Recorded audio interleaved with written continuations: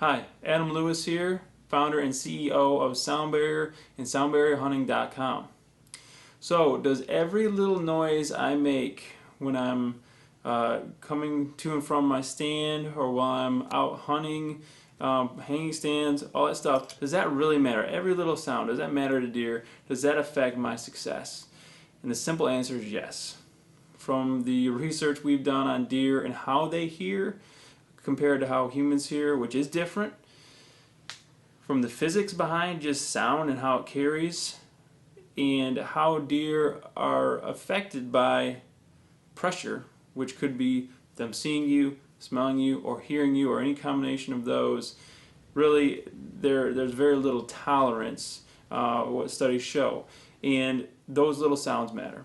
They're kind of make or break things. Whether you think so or realize it or not, the science says that it does.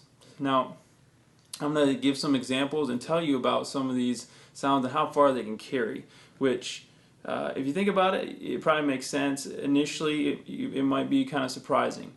But I'm going to talk about under calm conditions, those crisp mornings, let's say, for example, where you really want to be out in the woods.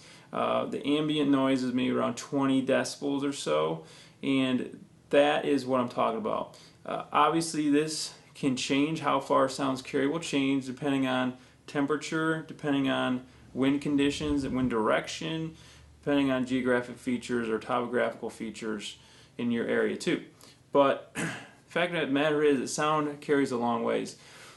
For example, just buttoning a button on your coat or zipping a zipper or Velcro, things like that, from our testing and calculations and also studies in the field, these things can travel a good 80 yards, just buttoning a button, and deer hear that. Things like clunking plastic, like solid plastic, maybe it's a trail camera or different things that we have that are plastic, or solid, really hefty steel things that clunk together. Even walking through things like grasses, those can travel over 250 yards, and deer hear those.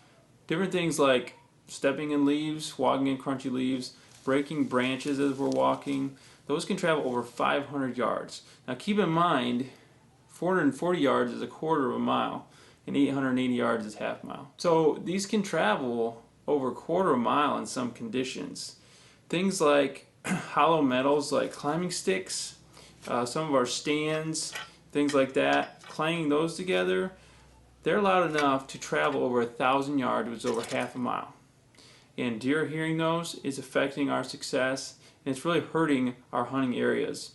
You probably know this too. If you hunt in areas where there's homes even nearby, we know we've all had days where we've been out there and we can hear stuff that's a half mile away or a mile away, maybe a farmer in the field or just somebody in their yard doing something.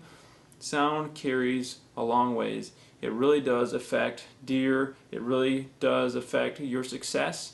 And so getting past the deer's ears and never being hurt again is super important.